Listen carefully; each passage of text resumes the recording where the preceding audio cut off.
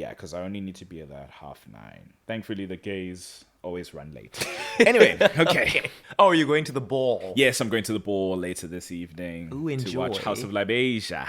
Thank you. They always put on a good show. We don't have time for this, guys.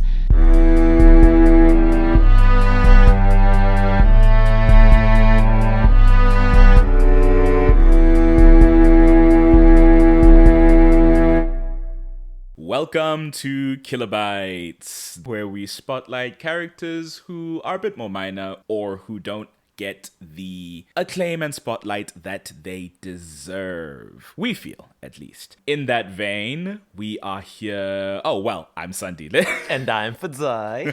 And we are here to discuss some Dark Horse icons, some Season 5, Season 6 realness, a baffling pair in many ways, but in other ways, it's like... Yeah, I respect it. We're talking about Lucas and Olivia Parker, ladies and gentlemen, everyone between and outside, the Gemini twins. Luke and Liv, woo!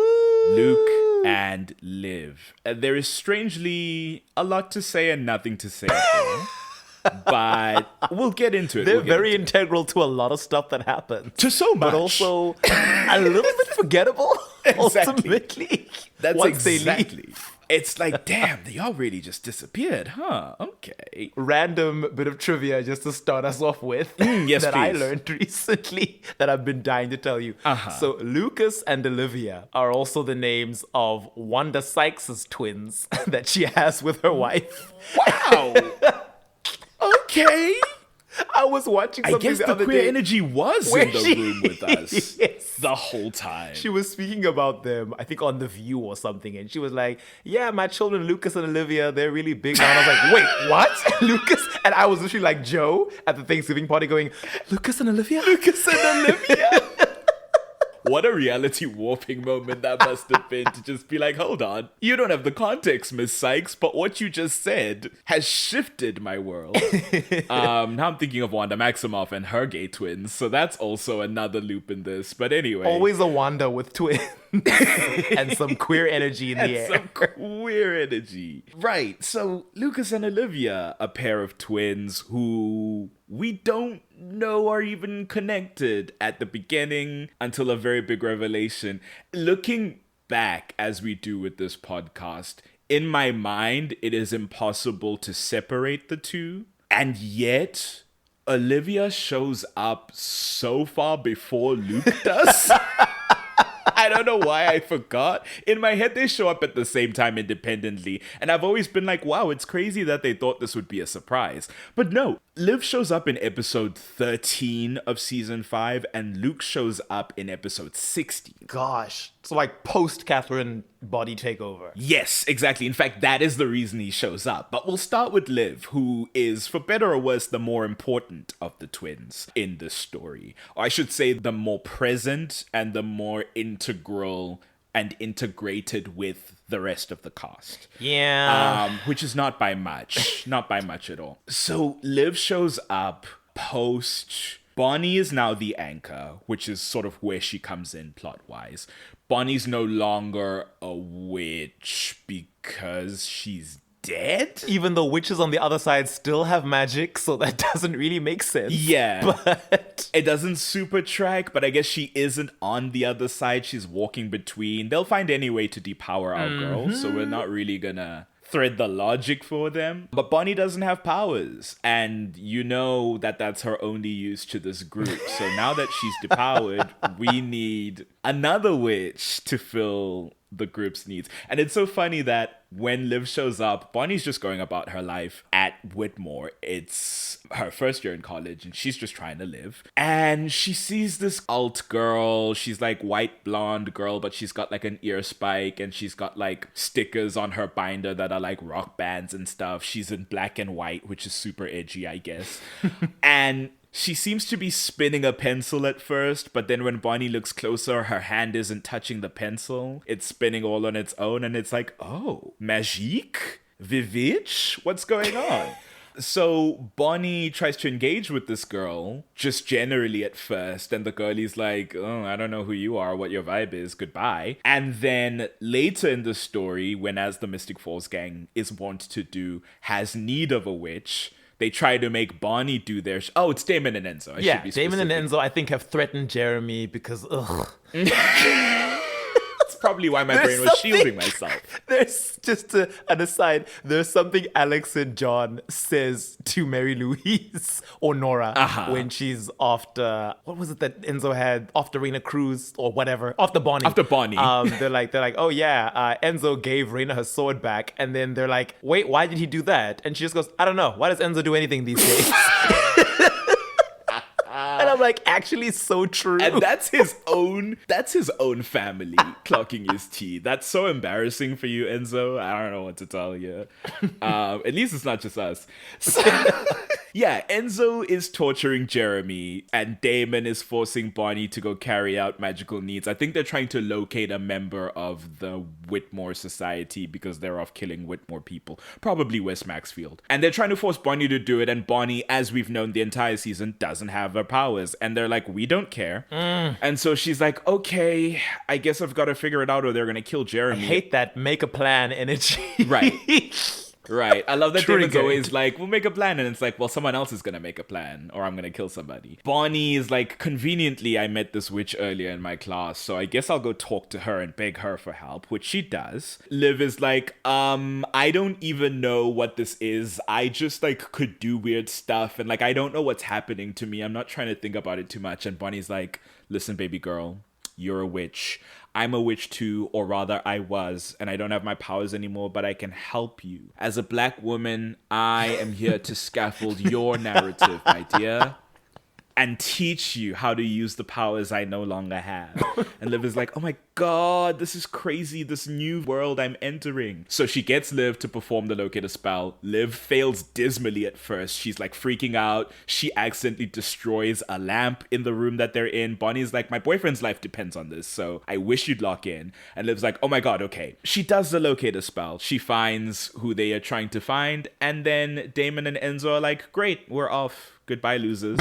And they leave. Jeremy has been suffocated and beaten from left to right. But who cares? That's her future husband. Liv is like, oh my god, magic is so crazy. This is a wild world. We don't really stay on that too long. 2 episodes later, Gone Girl. This is episode 15. This is when they need Liv's help again to do a locator spell, but now it's to find Elena, because Elena has, I don't know, been snatched up by travelers or some shit. Oh, she's possessed by Catherine in this era. That's what it is. So Bonnie's like, hey, Liv, you know how we do. Here's Jeremy, my boyfriend who you saved the other night. There's this funny thing going on in this episode where Liv is like, oh, Jeremy's kinda tucks hair behind ear. And Bonnie's like, I just told you that's my boyfriend. She's like, oops, sorry, I'm so crazy. She looked back and saw Jeremy in his own alt era and was like, I can alt work for alt, with this. season 1 Jeremy, the nail polish that we never saw again. Oh, a shame. Jeremy became a prep again. My God. But they used Jeremy's blood to locate Elena. And yeah, that's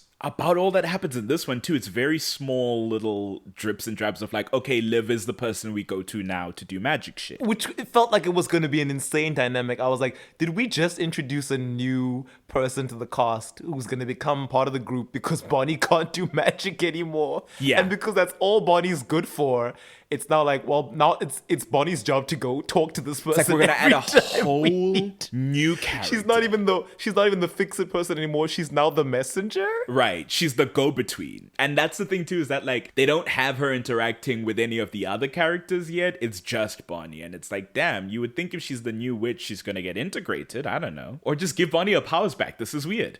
Then in episode 16, which is while you were sleeping, they've defeated Catherine. Elena has gotten control of her body again, but she has a version of the Ripper virus in her, the one that's got werewolf venom. And they've asked Liv to seal Elena in one specific wing of the Whitmore dormitories. The whole campus is out for spring break, I believe. So when Elena wakes up, she's on the other side of a magic barrier. Stefan's the first person she speaks to, and it's clear that she's like losing her mind because again, this werewolf venom is driving her insane, as is the Ripper virus where she wants to eat vampire blood. He gives her some of his blood, goes away. Bonnie and Liv come back. I guess Bonnie just wanted to see Elena. I don't know why they needed to bring Liv. I guess just to be like, look at the power of your work. You're growing so much as a witch. I don't know. Elena is then like, okay, I'm at my wit's end. Bonnie, get the witch to remove the seal. I need to go see my boyfriend or something. That being Damon. Bonnie's like, no, girl, you're out of control. And Elena's like, I don't think you're hearing me. And then she grabs probably a lampstand and snaps it over her neck, makes a makeshift stake,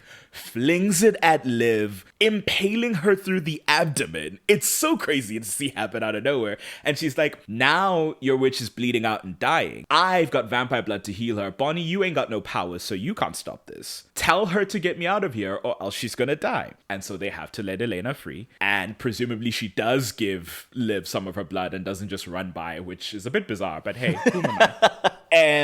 I guess she had no reason to want Liv dead. Yeah, you know, it's purely utilitarian. Right after that, as she runs out of that wing of Whitmore and ends up in like the main foyer, I guess she like falls over. I think she's having hallucinations of like the time that she was possessed, viewing it weirdly in her dreams. As she wakes out of one, we hear her voice at first in the shadows of Elena's vision being like, Elena Gilbert, you lush.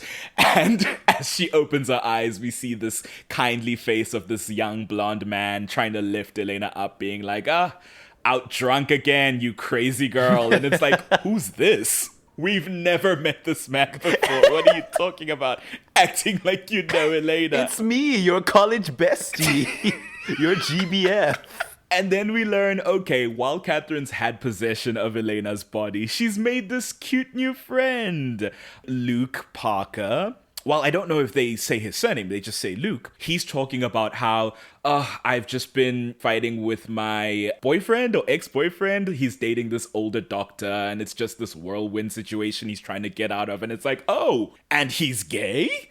Okay, where are we? It's like, of course, Catherine would get a gay best friend. But Catherine has made this friend, maybe because she liked his vibe a little, but primarily because she has been using him as a blood bag. We see he's got vampire bites on his neck because Elena in the moment is like, hey man, I'm sorry, we're friends, but right now I'm about to go crazy if I don't drink something. So it looks like you're up next. And she compels him, quote unquote, to be like still as she goes to feed on him. And she's like, oh no, Catherine's been using me to devour this boy in these last 3 episodes. I can't do this. And so then she runs off. And that's all we see of Luke. But we get this vibe of like carefree college guy, queer, in a like relationship that's maybe not the best for him, but you know what? It's college. What are you gonna do? When Elena notices the bite mark, she's like, what is this on your neck? And he's like, well, obviously it's some kind of disgusting rash, but my boyfriend thinks it's hickeys. And I'm like, all of this in retrospect is so strange. It's so bizarre. I'm choosing to believe some of this is real. I hope he was having maybe some fun in the time that he was here. She compels him to forget everything that happened and to go and get Bonnie because she needs Bonnie right now. At the end, we see Liv, who has recovered somewhat from the wound she got from Elena. Bonnie's taking her back to her room and is like, you know, I'm sorry for this. Like, this world can get kind of crazy, but I think you're adapting really well. And Liv's like, oh my God, thanks, my mentor. That's so kind of you to say. I think this is going to be a great spring. Bye. Goes into a dorm room, closes the door, whole face shifts, this exasperated sigh, casually flips her hand and every candle in the room, of which there are dozens just standing around, switch on. And it's like, oh, okay, I guess we've been misled. All right, then. I felt like I was huffing paint. I was like, what's happening? What just happened? I thought she was a novice. I thought she was a newbie. Her first scene. Who's lying in my face? Her first scene with Bonnie is her going, look, I don't know any of this stuff, okay? I'm just some freak. Like looking almost like on the verge of tears. And I was like, oh, shame. She didn't have anyone to teach her like Grams or, you know, the Martin Witch family. And now I'm like, wait, what? She's actually been the star of her own show all through high school, and this is now her college season as well. This is her season 5, exactly. She's the daughter of Sabrina. Oh, God. And if that weren't enough, She then lifts her t-shirt to inspect, again, the grievous wound she received earlier today and is wincing at it when suddenly a voice from the other corner of the room exclaims in like, whoa, what's going on? And we see Luke, who we met earlier, Catherine's best friend, and Liv is like, Jesus, don't be such a creep. And Luke goes, I'm gay and your brother, so I'm literally the last person who would want to see you like this. And then you have to go, okay, the levels of bizarreness I'm experiencing in this 30 seconds of runtime have compounded. And that's the intro. Sybil the Siren wrote this particular arc. This is a fanfic of her own in someone's mindscape that she's fashioning with her psychic powers. Because like, I don't know why, being raised with this sibling, I don't know why Liv is so offended by Luke walking into her room. She's like, I was about to take my top off. And I was like, okay, I understand you might want your privacy, but it's not the end of the world. He's your brother. And then B, no, I would also be weirded out if it was like, I was just about to change, dude. What the hell are you doing here? That's a fair response. What Luke says is crazy. It was funny that her response was so big, and I'm like, I feel like it was so big because it needed to set up Luke's response. Where they're like, we already gave him a throwaway line about, my ex-boyfriend thinks I've been cheating. And then again, yeah, my ex-boyfriend thinks it's hickeys. We understand. He's clearly queer. Gay. We can see this as a man. And then it's like, just to make sure you know, I'm gay. He's not and then bi. new exposition, and your brother. So you're the least attractive person in the world to me. It is like, okay, I guess you needed to make sure we knew he was gay. But now we have learned, more importantly, that these are siblings. These are siblings. I can't remember if they explicate that they're twins immediately, but they are at least siblings, which would make Luke also a witch, which would mean all that nonsense earlier about him being compelled and not knowing that he was being fed on. A lie. Just a ruse. Are the two of them drama majors? Because Liv, on her side, decided, oh no, this girl caught me doing magic. Explained that she understood what magic was and is clearly a part of this world that I know exists. And then I just lied and said, no, I don't know anything about this. I'm just some freak and I don't know why I can do the things that I do okay. Just like, leave me alone. And then she came back to ask me for my help and said, please, I desperately need you to help my friends and my boyfriend. And I was like, okay, let me try do my bibbity bobbity boo. Oh, it's so hard. It's Leviosa, not Leviosa.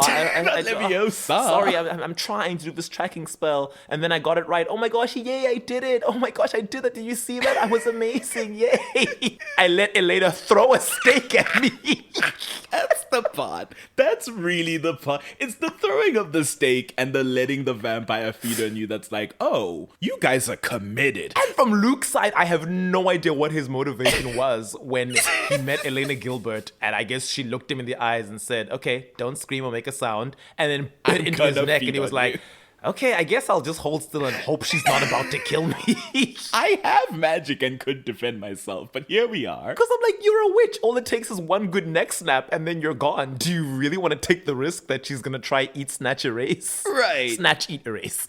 And that's the thing we learn in this episode is that all of that has been their plan. They've been infiltrating in this town, and it's got something to do with the travelers. They're talking about the plan that they're trying to do. He is like, okay, we may be compromised now that Elena's back and like all this shit's happening. They've been working this group this whole time. We assumed she was caught by Bonnie. No, she lured Bonnie into a trap. She intentionally spun that pencil to be like, she's gonna notice I can do magic and then she's gonna try and help me because she can't help herself.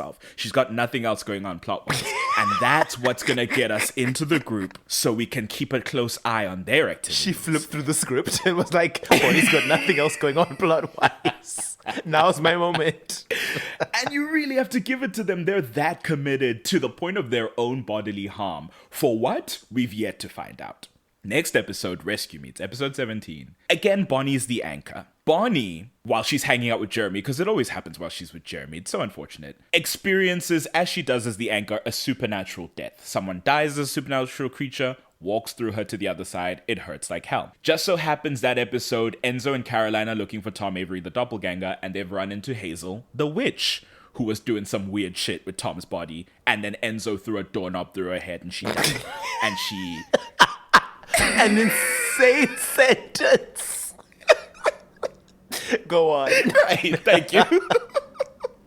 I understand it's bizarre. We must trudge on. Ghost walked away to Bonnie and said, hey babe, I need you to tell Luke Parker that I tried my best. He needs to tell the Gemini coven that I failed and that the doppelganger's been compromised. Something to that How effect. did she know Bonnie knew who Luke Parker was? Well, apparently we must assume that Luke and Liv have been transmitting information back to the coven. Because there's a coordinated effort happening here with these Gemini people all doing weird shit. Yeah. So she knows that Bonnie knows the twins. Fair enough.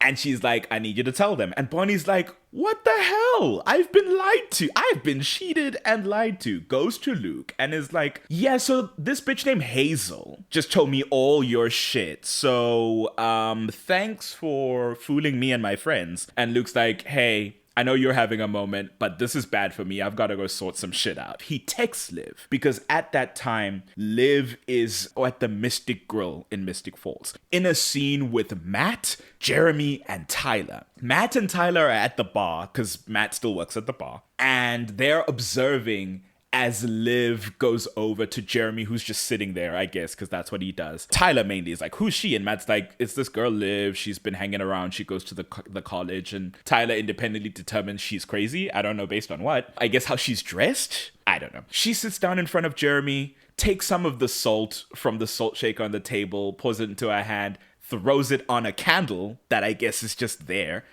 and says, nobody can hear us now. Let's talk. And Jeremy's like, huh? Oh, wow. Okay, cool. Thought you were a noob? She's like, no. I've got business going on. I'd forgotten that was a thing because the only anti-eavesdropping spell I'd remembered was Esther's with the burning sage.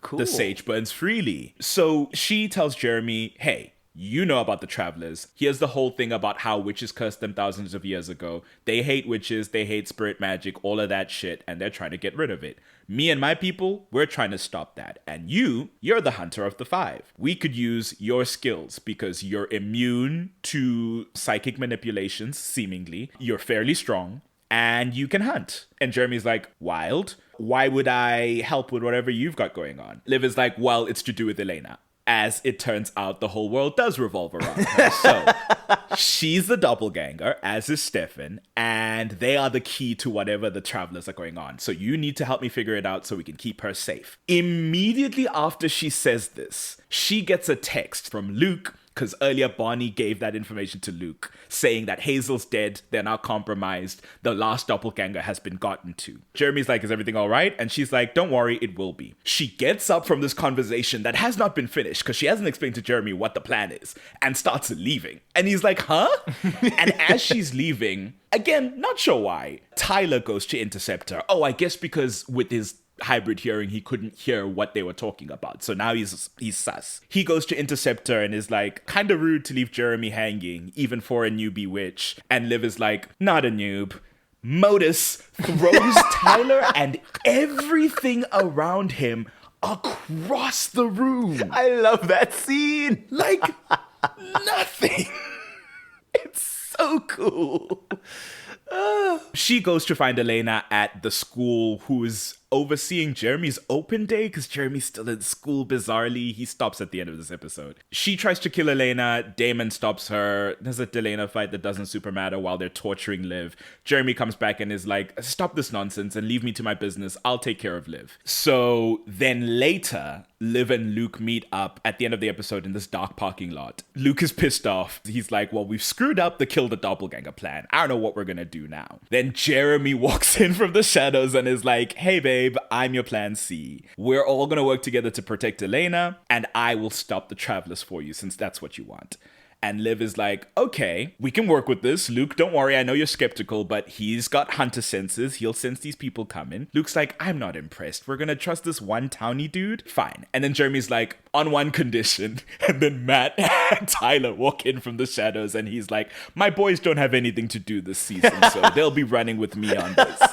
And Luke's like, what are we talking about? Who are these people? It's so funny how done with it Luke already is. But Jeremy's like, they're part of the package. Take it or leave it. So the twins are forced to take it. Next episode, episode Resident Evil. Oh, this is the episode where Marcos gives the doppelgangers visions of a life unlived. So Luke is the one who explains what's happening to them. That's a lot of what Luke does in the time he's here, is help the Mystic Falls gang for an episode with magic shit or explain something that's going on. And he doesn't really have much more going on beyond that, which is a shame. Liv, meanwhile, is having Matt and Tyler, because Jeremy can't be possessed by the Travelers, as was seen earlier from an encounter with Silas at the beginning of the season. So she's now having Matt and Tyler stab each other with the Traveler knife to make sure they've not been passengered. Says, y'all have to do this to everyone in Mystic Falls to make sure that nobody's been passengered. I don't know how they planned on enacting this plan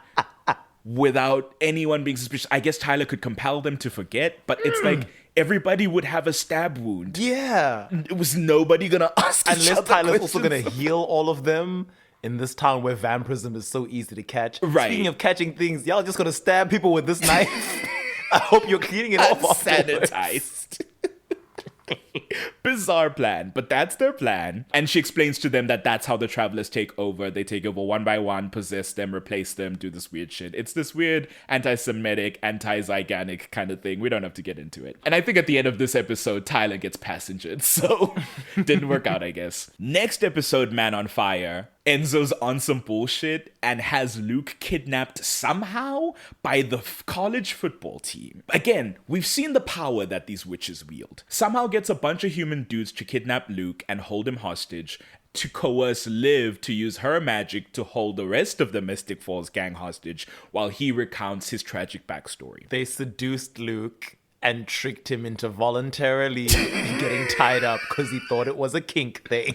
That is the only scenario I will accept because, hey, fair enough. You know, what are you going to do? Luke is very clearly after a certain type, and good for him. From a conversation between Liv and Bonnie, because Bonnie's part of the hostages here, she realizes, wait, hold on, Liv. Y'all have been doing this shit for some time now.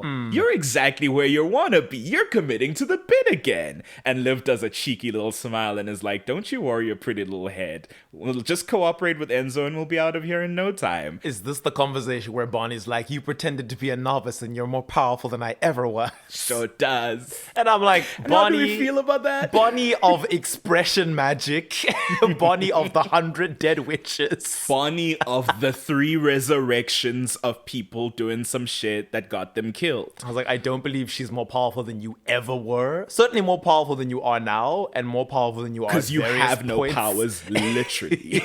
Wild thing to say. Wild thing. They made her say it. It's not her fault. Yeah, Enzo almost kills Liv because at some point he turns off his emotions and then Stefan intercepts and he feeds her his blood and that's what saves her. I think Bonnie also petitions her because she's like, hey, this plan that the Travelers have going on, it's going to destroy the other side. Y'all know we need that shit. Liv then tells her at the end though that like, I don't really have a plan left. The last doppelganger outside of Elena and Stefan is dead. I had my hunter and his 2 backups. They've all been scattered. I don't have a backup, so good luck, goodbye. And give your farewell to your friends. Walks out of the scene with Chapel Rowan's good luck play. Truly, she foresaw Bonnie's potential bi-era and saw how they would stick her with a man and said, good luck, babe. Episode 20, What Lies Beneath, they get Luke to do a locator spell to find Enzo, who I think is a ghost at this point. Yes. Yeah, Damon doesn't know that yet, so that's the thing. Again, Luke always doing favors for this group inexplicably. Then when they learn that the Travelers are after the doppelganger Stefan and Elena, they decide to put them in that cabin, Caroline's dad's cabin, and Luke agrees to do a cloaking spell for them to cover them all under the blood of Jesus, so they cannot be found. And he does this for them just cause, and because of Enzo shenanigans, because Enzo, who's a ghost, right? Because the other side is falling apart, he's now manifesting physically, just snatches up Luke, inexplicably able to subdue a powerful Gemini witch, and then leaves the doppelgangers vulnerable and they get kidnapped. Oh, I guess they get kidnapped after they save him. Luke, why were you slacking? Because he does speak to Stefan by the end. It's that conversation I noted in the Kai episode where he says despite all the drama that has happened while they've been in this town and been around the Mystic Falls gang, he appreciates that like their friend group really cares about each other. And he says that's more than he can say about his like messed up family. Like his family is all about what they do for the coven. They don't really care about each other in the way that the gang does. That's why he's decided to help them, which is a really like humanizing and like it's the first insight we get into Luke's interiority and maybe the only for the season. And then it's the last 2 episodes, season 5, where stuff starts to get a little crazy. Luke meets Liv for breakfast at a diner. And she says she's already ordered them waffles for their last meal because now that they've failed at their job, the coven is going to come for retribution. And she's like, yeah, you let the travelers take the doppelgangers. And Luke's like, yeah, I know, I messed up. And then he gets this headache out of nowhere and things start shaking on the table. And he's like, what are you doing? And she's like, it's not me. I told you, the coven's pissed. And it's like, oh no. What is this Gemini coven if this is the vibe? It's like, oh, you failed to stop the evil people. Now we punish you with torture? And given what we learned in season 6, I'm like, how far was that punishment actually gonna go? Yeah, that really is the question, right? I guess it's like they felt in some way they still needed them and that's why it didn't go further. I don't know. Wild. So Liv is like, listen, we've got to figure something out or else it's curtains for us, I guess. Which... not necessarily based on what the... Oh, no, because the travelers were intending to expand that anti-magic bubble globally, right? Oh, it only yes, stops with Mystic Falls because it's interrupted. That's what it is. I was like, why is there stakes to this? They were erasing all magic. So they're like, you know what? It doesn't matter that we like these guys. We have to kill Stefan and Elena because that's the only thing to stop the spell. So they find Stefan and Elena on a main road being brought back by this one traveler who decided to help them because her husband was passengered into Tyler and he was not going to survive the anti-magic spell. She brings them back. They crash the car. She dies. But they don't super care. They hold out their hands with magic spilling out and they're like, sorry, Stefan and Elena, it's not personal, but we have to kill you. They're doing this, and this is the first moment we'll note, we've noted it before, that as they're doing this, Luke is having a much easier time taking out, I think he's going for Stefan, and Liv is going for Elena, but Elena's fighting through it. And Luke's like, what are you doing? And she's like, I'm trying. That's when their spell fails, because the travelers are starting their chant. They're beginning the anti-magic spell. They lose their powers.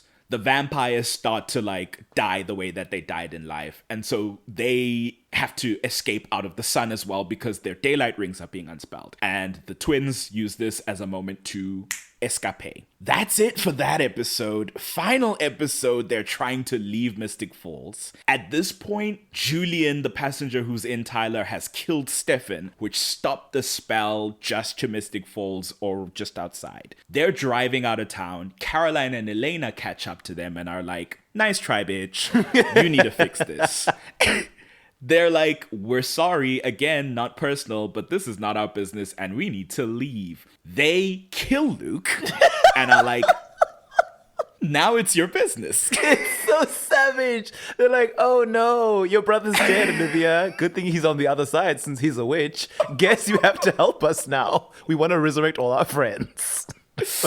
So then Liv is roped into that. She needs to do the same spell that the travelers did to bring Marcos to the real world, to overwhelm Bonnie as the anchor with the deaths of all the travelers that are now passengered in. She gets the spell from Bonnie, who's getting the spell from Silas on the other side, and she goes to the crypt where Alaric was turning into a vampire and letting himself die. And there she begins the spell with the knowledge that this spell was being done by hundreds of travelers and she has to do the spell by herself. Gosh, she could have at least channeled Esther's double hotspot. You know? That was right there. It's still there. She can't have used it all. My question is, if the Gemini can do some long-range shit, why didn't she call on Papa Parker and be like, Daddy, your son is dead. I know you felt it. Give me some of that juice. But I guess he didn't exist yet, to be fair. Chronologically speaking. The superpositional father. Right. So she starts the spell. She does the Otovo Ezevit. It's this really visceral spell that's clearly taxing her a lot to do. And she maintains the spell until most of the people we want back are back, including her brother, who, oh, what a darling. That's the thing that you can name about Luke, is that he has this kind of like acerbic exterior. He's very like dry wit. Such a sweetheart, though. Will always help out, and he loves his sister so much. While he's on the other side and she's doing the spell, he's cheering her on. He's like, come on, Liv, I know you can do this. And when she manages to pull him through, he steps out in front of her. She's bleeding from her nose. She's sobbing, and he grabs her shoulders and he holds her face and he's like, hey, I'm here. And she starts sobbing, and I'm like, no, I actually do care for them. They're so strange and they came out of nowhere, but I want them to survive now. He tells her, listen, you're doing great. This thing is gonna kill you, though. And I'm not gonna let you die because these people were doing some foolish shit. Why did that girl jump in that car to explode unnecessarily? Not my business. Why did my best friend Elena Gilbert jump in that car? This is when he breaks character and says, my best friend was Catherine Pierce, and she's already dead. I don't give a shit what happens to that Gilbert girl.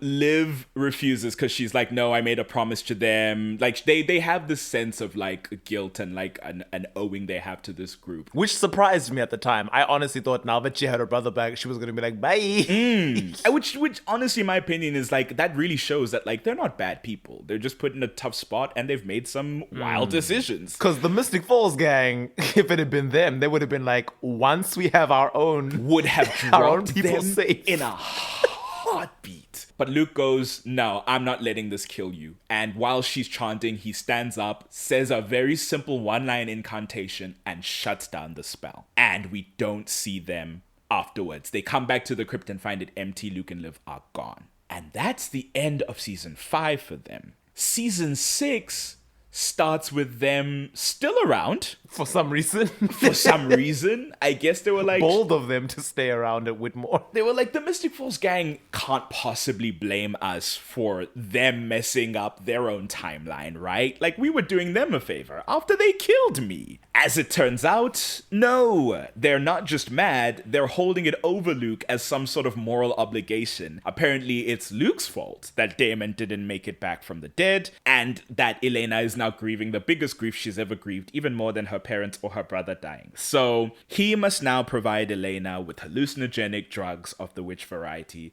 so she can cope healthily with her loss. Oh, he also made a daylight bracelet for Alaric, so that's cute. Tyler fights him at some point because he's a werewolf again. Thanks to his resurrection, he came back just a regular werewolf and he's just got anger issues and now he can't turn. Oh, an untriggered werewolf. That's what it is, untriggered werewolf.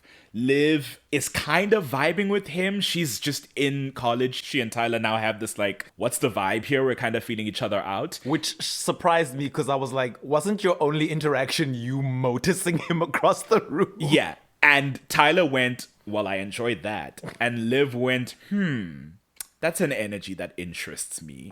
And that's how we ended up here. But loyal Liv, when Tyler gets drunk and chokes out Luke at a party because he just happened to see Elena again coping super healthily in a corner somewhere and was like, Luke, that's your fault because I have anger. I need to direct at somebody. Chokes Luke out. They throw him off. Liv finds out about it later and cusses Tyler out, which, you know, fair. He comes to apologize to her and she's like, I'm not the one you strangled. Go apologize to Luke. And he's like, damn, you gotta be busting my balls. All right. She's like, as it is, y'all have been hounding my brother about some shit that Elena needs to work through herself. So this is where it ends. Y'all need to stop with this shit. In the next episode, Luke and Liv are together and Tyler approaches them and he speaks to Liv and Liv is like, yeah, I still remember what you did to Luke. And Luke is the one next to her to be like, well, actually, Tyler did approach me and we've sorted things out. I hold no ill will. And Liv is like,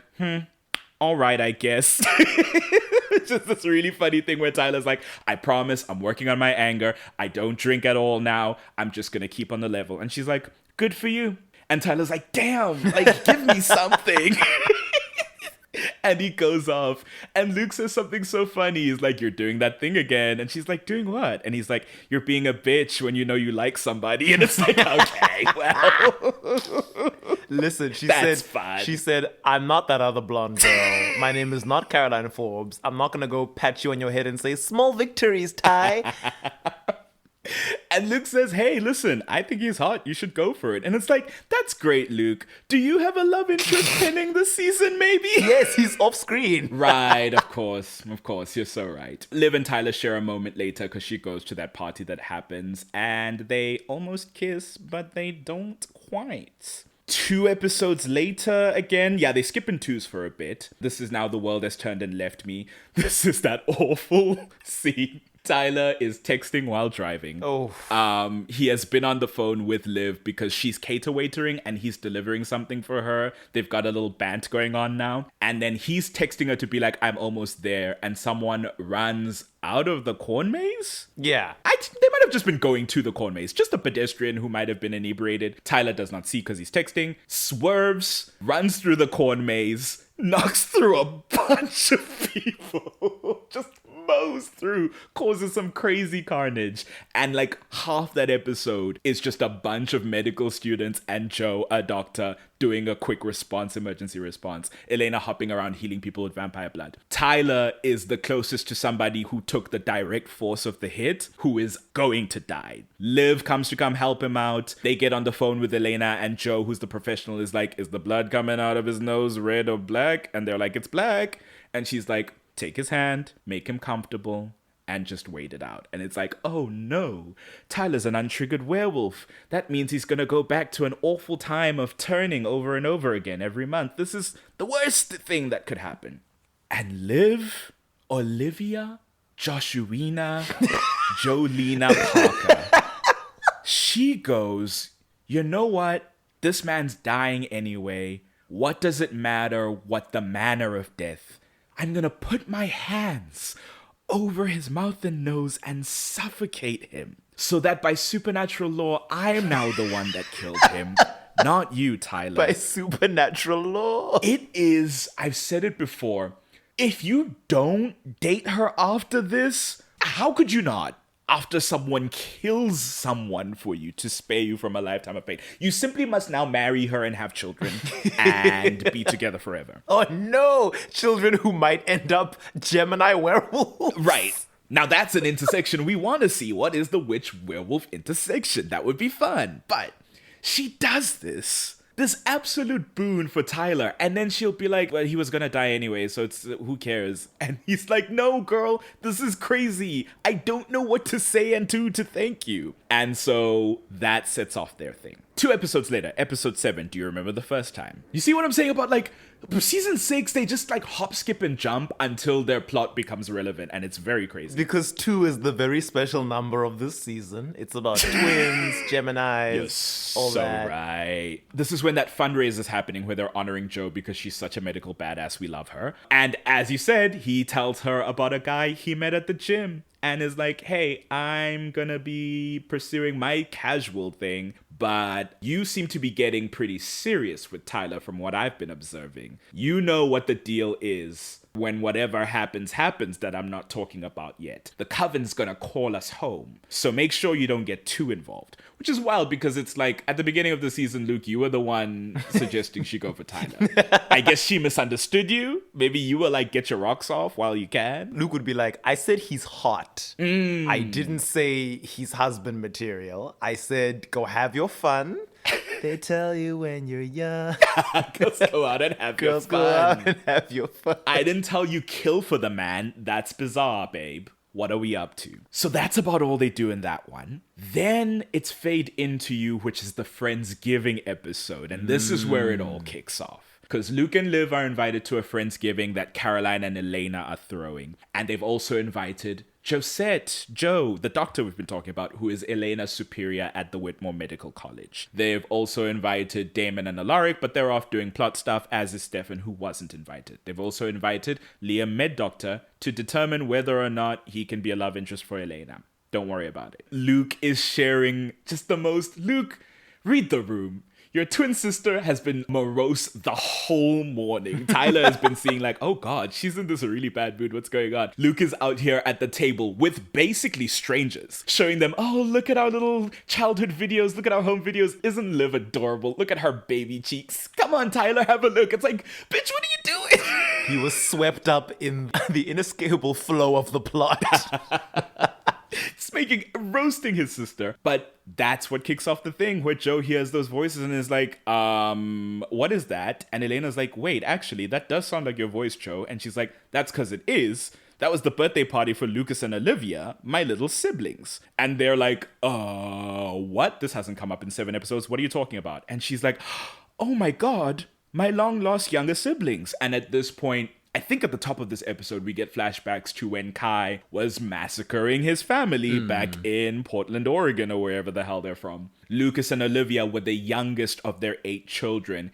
Kai murdered the oldest 4. Well, the ones in between himself and Joe, yeah. And maimed Joe, then was going to go for Lucas and Olivia because they were the last twins available. If you don't know about the Gemini coven, they're this really powerful coven based out of the Pacific Northwest, and their whole thing is twins, 2s, doubles, all that weird shit. Also celestial cosmic stuff, just as an aside. And so their leader must come from twins within the family, within the coven. And when they turn 22, do you see the imagery here? They need to battle it out in a magic duel in which the winner must consume the other and become one conjoined Gemini leader to lead the coven for the rest of their life. Alexa, play 22 by Taylor Swift. So much Taylor Swift energy here, which Liv would not appreciate. They said you didn't get eaten in the womb, you're getting eaten in real life. Okay, this twin shit is real to the end.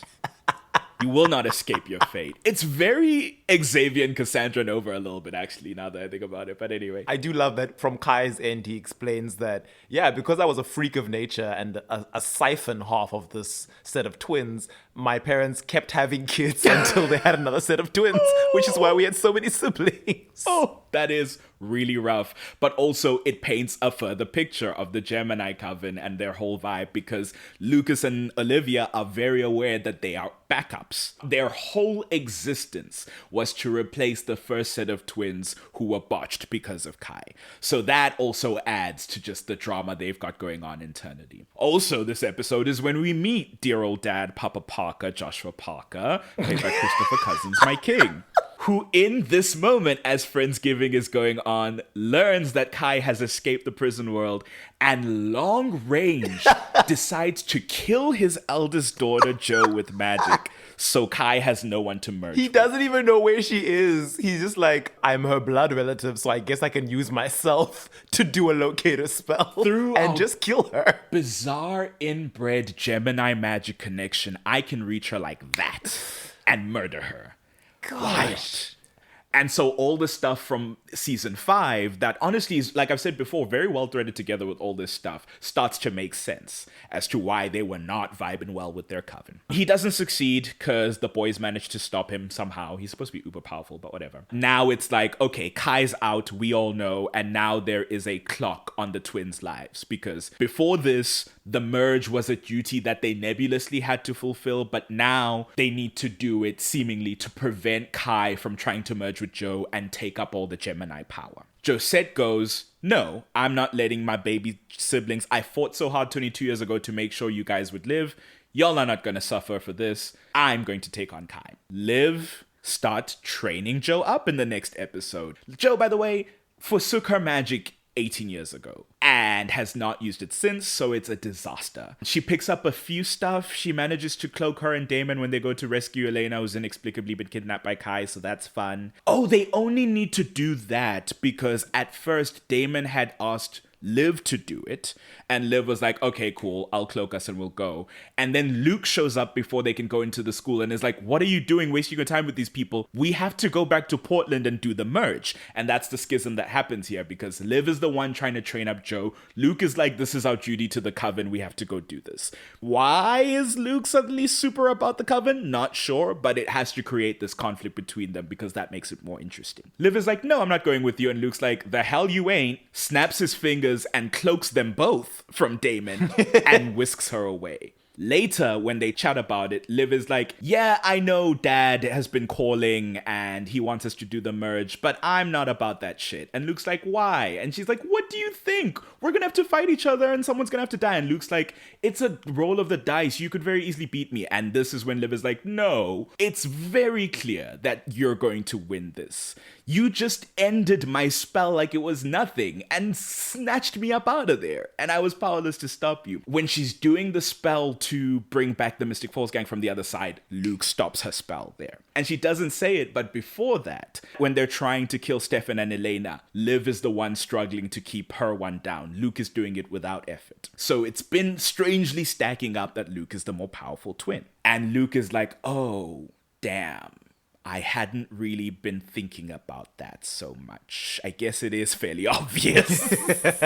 And so at the end of the episode, he's like, you know what? Screw the coven. I am not going to go through with this if I have certainty that it'll kill you. And she's like, oh, you're going to defy the coven? This is a nice color on you, brother. And he's like, yeah, well, I can be a rebel too. And I was like, is that not a quality of Luke? Okay, I guess. I guess he's straight-laced now.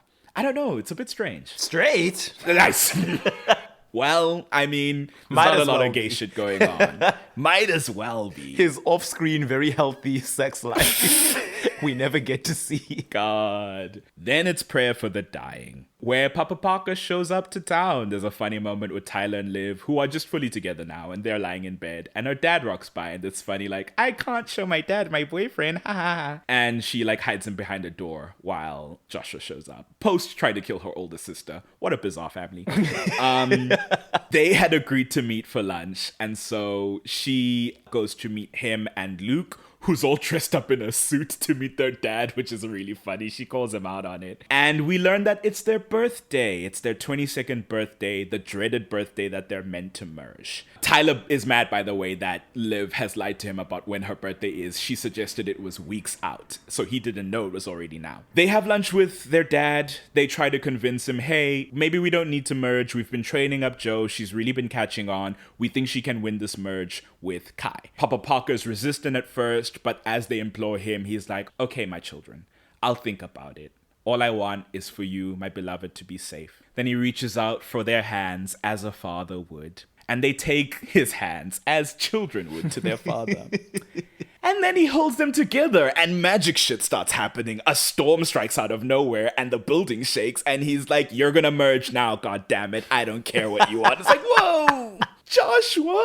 They're pleading. They're like, Daddy, please, no. And he's like, I'm sorry. We cannot let Kai take over this shit. Y'all know what he's like. At this point, Liv has had an encounter with Kai the first day he came out. He attacked her at the bar where she works at Whitmore. He tries to merge them together. Unbeknownst to them, Damon has let Kai out because they managed to capture him. And he sucked up the anti-magic spell. A lot of stuff happened off screen. Don't worry too much about it. Kai is now skedaddling his way to go merge with Jo by force. And Joshua feels that happening, and whatever he's trying to do with the merge to force his youngest twins to merge stops working. And he's like, we're too late. I think at this point, Tyler comes from off screen and punches Joshua, and it's like, okay, congrats, Tyler, hero moment. Hey, he knows shitty dad. That's true. I'll give him that. Luke looks at Liv and says, hey, do you trust me? And she's like, what are you doing? What are you talking about? And he's like, I'll be right back. And he heads off and he never returns to her again. And it makes me sad just even saying that. We see Kai attempt to merge with Jo, and then in the middle of it happening, we see it suddenly stop, and Jo shuts her eyes and collapses and hits the ground. And then from off-screen walks in Luke, saying, don't worry, I just gave my big sister a little love tap. She'll be asleep. She's fine. Kai's like, what's going on here? And he's like, you know what? I had a think, and I thought, wouldn't it be better if you tried to merge with somebody who could actually take you? And I went, hold on, sir. Walking up in that suit, 5'6", BDE, just completely washing the scene out, Luke Parker. Kai tries to be like, no, I don't really care for this, and turns around.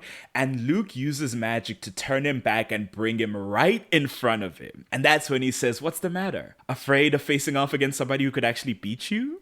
And it's like, oh shit. okay, Lucas. And he's like, it's a bit of a Hail Mary, but what the hell? I'm a twin, you're a twin, we're both Gemini. Let's figure it out. The biggest loophole abuse the show will try to use. I love that he says it out loud. Because of the weird time displacement nonsense, they're now biologically the same age. They're both 22. It all checks out. The prison world solves all your problems. So they clasp hands under the light of the full moon. Was any of that necessary? I don't think so. And they attempt to merge, and the lights flash, and the street lamps explode, and the wind whistles and rushes. We see Joe suddenly wake up from what's happening and have a look-see, and then we see both of them collapse. And then we cut back to Joshua and Liv. And she's asking him what's happened because he's suddenly stiffened up with a wide-eyed look. And he said, oh no, Kai has won. He has taken over. We have to run. And Liv is like, what? Luke is dead? And we cut back to Kai waking up. And now he's the all-powerful Gemini leader. And Luke is just lying there. And Joe goes over to him and weeps and holds her little baby brother. Joshua tries to get Liv to go on the run. Tyler's like, no, buddy, you don't have control over her anymore. I do, as her partner. And he's like, all right, I guess I'll run myself. Bye. And that's the end of Luke. For he truly, the entirety of the show. His most interesting episode. It's so good. Peaked at the very end, yeah, I guess. And it really sucks that, like, he really shifts a lot to meet the narrative, but there is a sense of, like, he's very kind, he's very loyal to his sister. There's a quality to him that's just, like, trying to be helpful. And he's a badass. Or he was a badass right to the end. It's a shame he didn't have more. Episode after that, Liv is on a revenge warpath. She goes straight for Kai. Funnily enough, it's in a moment where he's now being warped by the merge, kind of. Because with the merge, you're meant to absorb qualities of the twin that you've consumed. It's what they tell their children so they don't feel weird about this bizarre practice.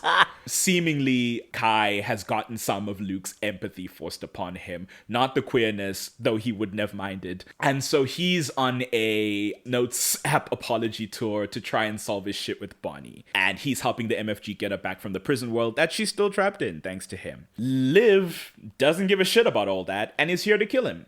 And she does her damnedest, let me tell you. She puts Tyler to sleep because Tyler tries to stop her from doing this. And she's like, no, babe. She goes and finds Kai and Damon and Elena and Jeremy in the Salvatore house in Mystic Falls.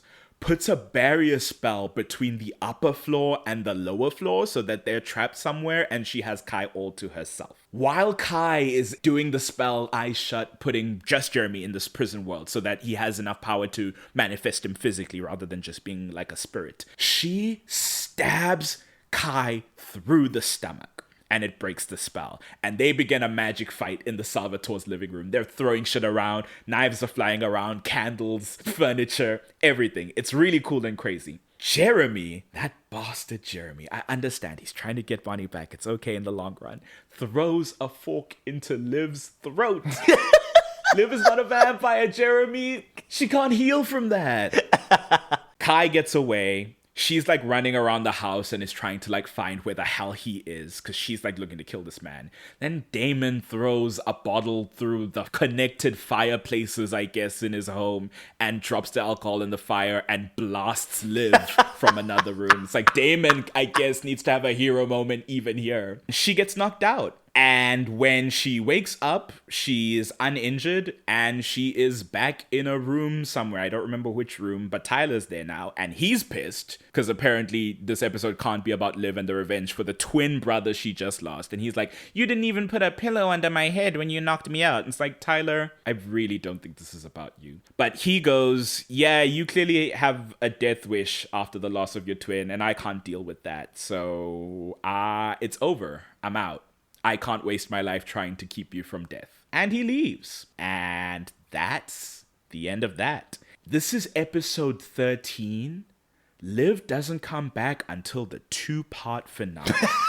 Really? Yes. It makes sense now that I say it. I thought Kai tried to kill her. That's the last interaction she and Kai had. Oh, wow. Oh, so it is. So it's that scene. I know there's a scene after Luke has already died because it's very sad. Kai, yes, it's after the merge. Kai is trying to kill her. Maybe it was in retaliation since she attacked him first. And he can't really bring himself to do it because the Luke empathy that he's sort of been sprinkled with is like messing with his head. He's like pointing his hand at her and trying to finish off. He's like, come on, hitting his head. And he's like, It's in this magic fight, yes, at the Salvatore he's like, I don't care about you. Why can't I kill you? And then she's like, go ahead, do it. You already killed my best friend. And I was like, oh, Yeah. no. Luke pushing through in there, being like, that's my sister. That's my twin. You're not going to get her. God, I love them. But yes, thank you for bringing that up. That is such a beautiful moment. But yeah, in the 2-part finale, it's the wedding. She's truly just back for the wedding because Joe's still her sister and she's getting married. She fights with Tyler. And then, Kai stabs Joe. Kai, you monster. And blows up the spot. And the whole Gemini coven who's present for the party gets thrown back. And then he kills himself, which sets a death clock on all the Geminis. So in the final episode, it's so sad. Joshua is calling out for Liv in the carnage of the wedding venue. He's just calling, Olivia!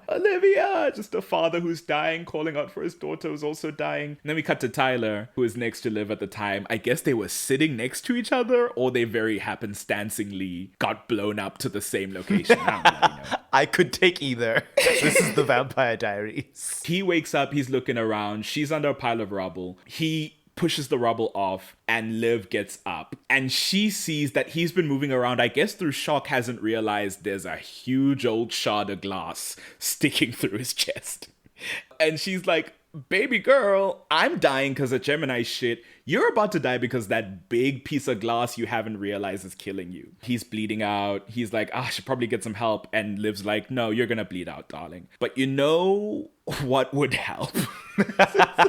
Look to the sky. It's a full moon. Wouldn't it be crazy if for a second time, it was almost a mirror of what I did for you at the beginning of the season. I now allow you to kill me because I'm already dying. Like that guy was already dying at the corn maze. You kill me because it's not on your conscience. I was dying anyway. And you use that death to turn yourself into a werewolf so you can survive these lethal wounds. Wouldn't that just be lovely? Tyler's like, oh my God, girl. Crazy to the end. How can you expect me to do this? And she's like, it's the best thing I can do with my death, I guess. And so she sacrifices herself. Tyler has to suffocate her the way she suffocated that dude. And his eyes turn yellow as she dies. One of the worst bookends to their relationship, I guess. Not to Liv's arc, but just to the Tyler and Liv of it all. Yeah. Is there a couple named Liv Tyler? You have said that before, and I really appreciated it because we know I love my whisper queen, Liv Tyler. I'm being facetious because in this moment, I'm like, it does suck that these twins kind of like, it feels weirdly like they weren't used enough, even though like a lot of the season revolves around them. But yeah, there was a sweetness to Tyler and Liv. I did like them. And it is this tragedy. She's like begging him at the end, please do this. It will make me happy to see you keep on living. And this is after they've been apart for a couple of months at the very least. So, Well, yeah. I guess Damon ruins that by killing Tyler anyway in season 8. But he got a good few years. An extra 3 or 4 years of life. I guess that's something. Do we see her, by the way, in the finale? I can't remember. No, we don't see we just her. see Vicky. Tyler goes to There's the no way afterlife we and see sees Vicky, Yeah. his ex. Which is like, okay, well, I guess that makes more sense. He should be going straight to her to be like, I'm sorry for everything, girl. That first season was wild. I've changed so much as a person. Wild that even though he sees it coming and has all this time to mentally prepare and try and avoid it, the second time he triggers his curse is so much more traumatic than the first time. He has to murder his girlfriend. So awful. All the work he spends all the season to avoid it, and it just is forced upon him anyway because he needs to survive. It sucks. So much worse than accidentally killing Sarah. Yeah, Sarah, who was compelled to fight you into the dead. So, if something was ever truly not your fault. But yeah, that's Luke and Liv. Love the twins. Love their vibe. Their energy always makes me cackle. We spoke about Mary, Lou, and Nora, of course, in the last Killer Bite.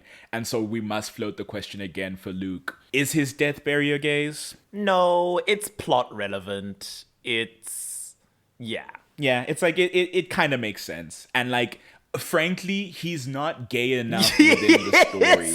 Not to be rude, but his sexuality is so irrelevant. Right. Not to gay-vestigate, not to, be arbiter of who is queer enough and who isn't. But narratively speaking, not enough of his queerness is explored within the narrative for this to he's be... kind of just gay just because, which is fine. Which is you can fine. just have a character who's just gay. People are just gay in sometimes. a post-gay world. But it's the first one who's like a major character since Bill Forbes in season 3. This was Bill Forbes' active antagonist, whose queerness is so warped in this conservative conversion therapy plot line where it's like, we need one. Please. That's just like a positive vibe. I don't know. Love and evil gay. There could have been something done with the allegories because like the Gemini coven very much feels like religious culty in the way it is like they're based in Oregon, which is in the Pacific Northwest, which has a very strong religious presence. Does it really? Of certain denominations of Christianity that I won't name.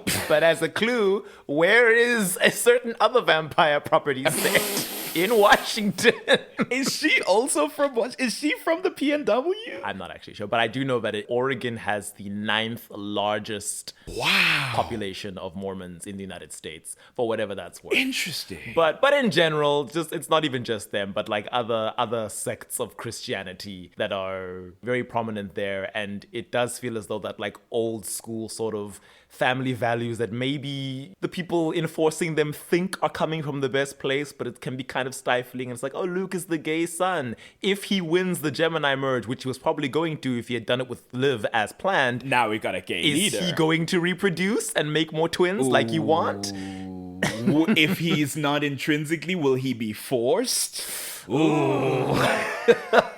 They're like, no, we're forcing you to get a surrogate. Oh, no. Yeah, but I mean, they crack it with Mary Lou, I suppose. Are they going to rope in some woman from the coven to be his surrogate? Ooh, the arranged marriage for the good of the coven. Oh, no.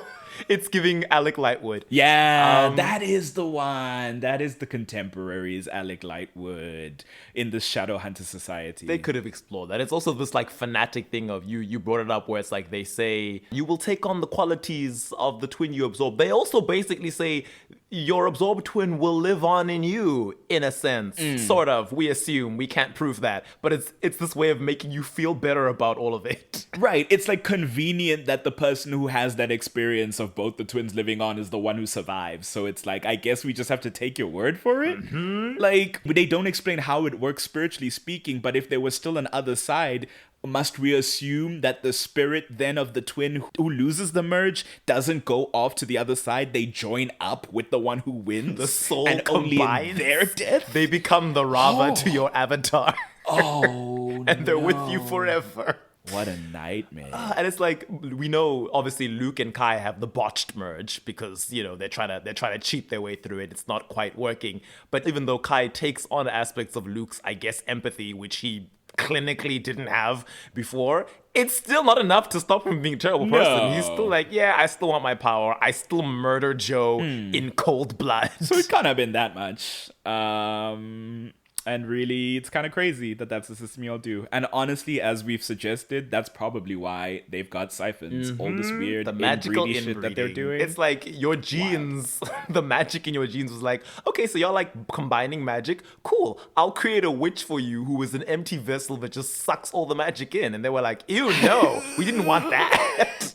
Go back to the Kai episode. We have a lot of thoughts about the energy there and what it kind of echoes in real life. But also, this is a CW show, so don't expect it to be done well or neatly. Yeah, that's all I've got on the twins, man. Yeah, I'm glad we finally got to talk about them. Yeah, we did do Kai, and there was a bit of Joe in there. They got some spotlight in a Alaric episode, maybe, but like they do deserve their own thing. They're quite pivotal. Yeah, if they hadn't had to die for plot-relevant reasons, they would have been a nice addition to the group. Yeah. Especially since we had phased Jeremy and Tyler out after the Right, season. it's like, if we're gonna lose Jeremy Tyler, we're keeping Matt for whatever reason. Of the people to gain in season 6, they decided Enzo sticking around inexplicably. Why is it always him? How does he always make the cut? It's like, I guess that's what it is that we'd benefit too much from having a witch in the room. That's why they're always trying to get rid of Bonnie. And if they bring in another witch, that defeats the purpose. Because of their own inability to set rules and limitations on their magic system. Right. So, yeah, I guess that's it for Lucas and Olivia Parker. If you've got any questions or queries or just want to say hi, you can mail them to animalattackpod@gmail.com. You can also tweet us at animattackpod. That's at ANIM Attack Pod. You'll find our link tree in the bio that has all our online stuff. From us, we wish you a happy Gay Wrath month in this month of July. Spread your fury amongst the world, and we'll see you in the next one. Cheers. Bye.